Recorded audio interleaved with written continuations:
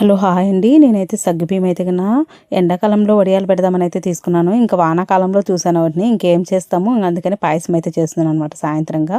ఇంకొక కప్పు అయితే నాకు కడిగి నానబెట్టేసాను ఒక హాఫ్ అన్ అవర్. అవి నానిపిన తర్వాత కొంచెం పచ్చి కొబ్బరి అయితే తురుము అయితే తీసుకున్నాను. నాకు పచ్చి కొబ్బరి వేసుకోవడం చాలా ఇష్టం అనమాట.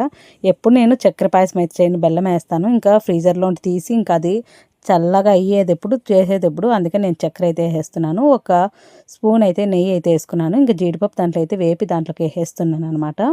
నేను ఎక్కువ తిన్నండి చక్కెర పాయసం, ఎప్పుడు బెల్లమే చేస్తాను. ఈరోజే చేస్తున్నాను అనమాట. చాలా ఏం లేపింది చక్కెర చేసి, కానీ చాలా బాగా వచ్చిందనమాట.